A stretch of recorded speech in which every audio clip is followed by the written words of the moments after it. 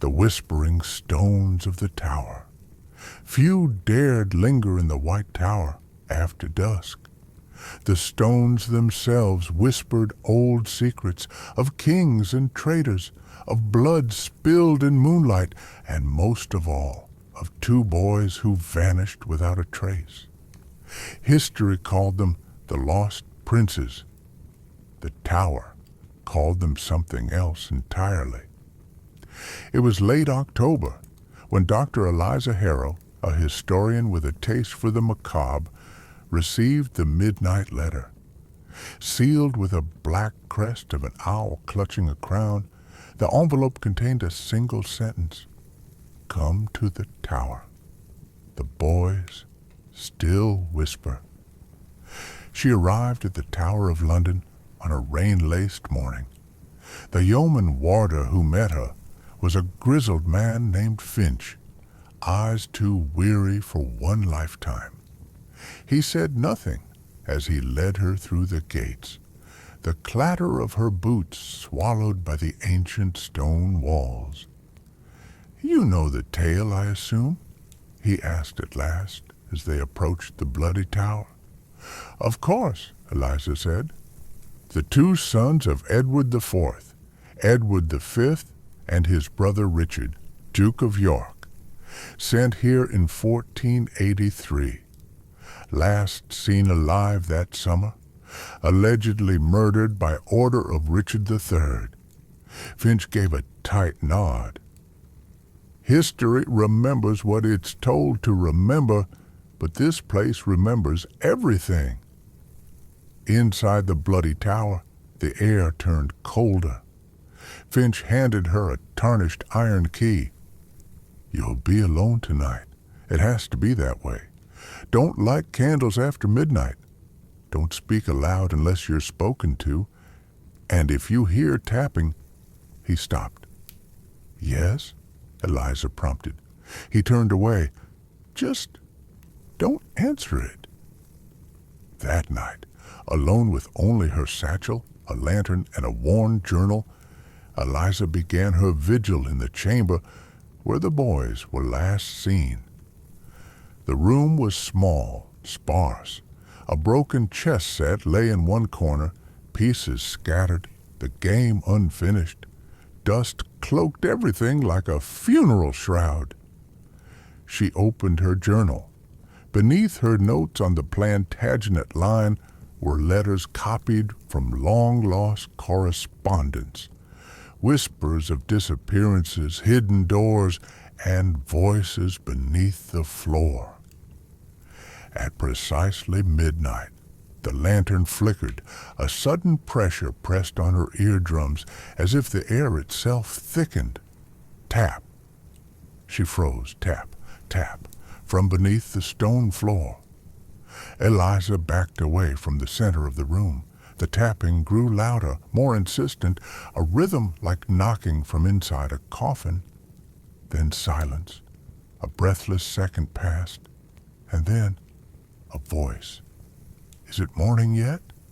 A child's voice, thin, echoing with timeless fear. Eliza stared at the floorboards. Her lips parted, but she remembered Finch's warning. "Don't speak unless spoken to." The voice came again. "Where's Richard?" "He was right here," she whispered, barely audible. "Who are you?" A pause, then, "I'm Edward. Who are you?" "I'm a historian. My name is Eliza." A cold wind swept through the room, though the window was sealed shut. The shadows on the wall twisted like vines. From the corner of her eye, she saw movement. A figure, small, barefoot, clothed in tattered Tudor linen, stood near the chessboard. Edward. His face was pale, eyes wide with unspoken questions. Behind him, another boy emerged, darker-haired, slightly shorter. "Richard," Edward breathed. "She sees us." The younger boy narrowed his eyes. "She shouldn't." Eliza stepped back. "You're spirits?" "No," Richard said. We're echoes, trapped. It wasn't supposed to happen." "What happened to you?" she asked, voice trembling. Edward turned to Richard, and for a moment neither spoke. Then Edward said, "We were taken below, not by men, by something else." "Something that lives beneath the tower," Richard added.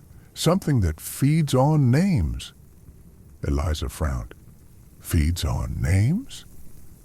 "They called it the Hollow King," Edward whispered.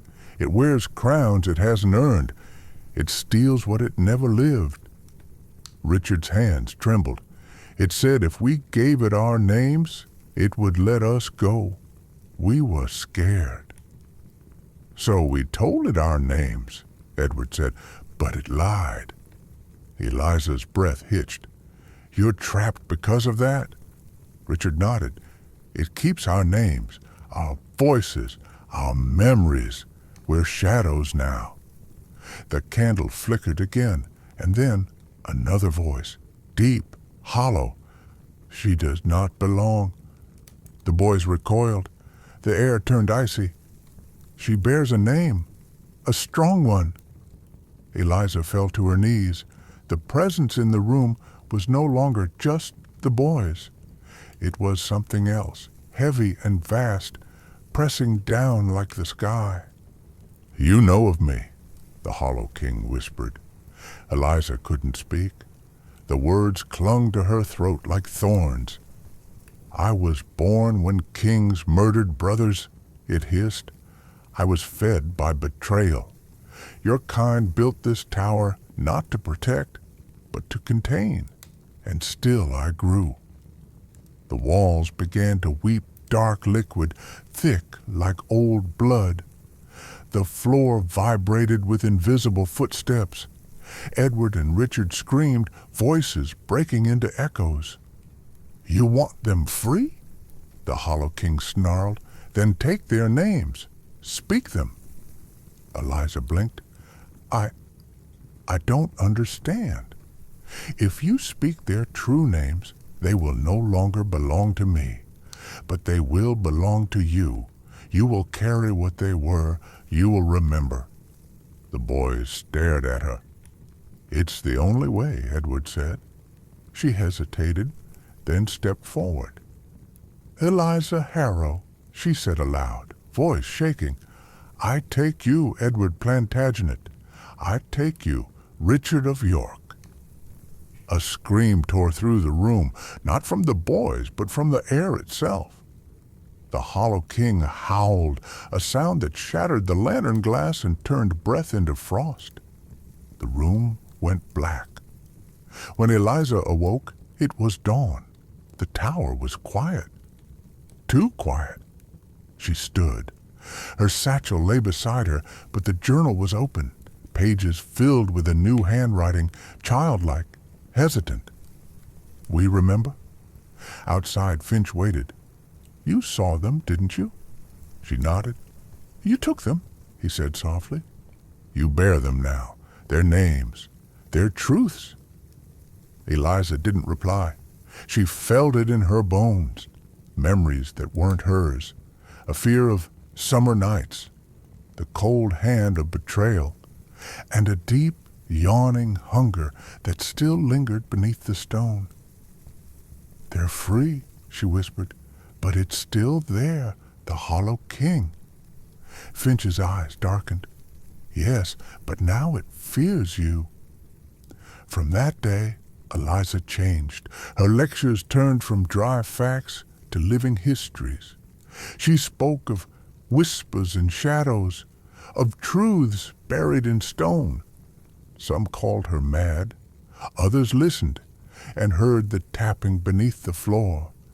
And sometimes, on stormy nights, if you stand near the bloody tower and listen just right, you'll hear two young voices playing chess, laughing softly, and another voice farther below growling, "Names are not enough. I will rise again."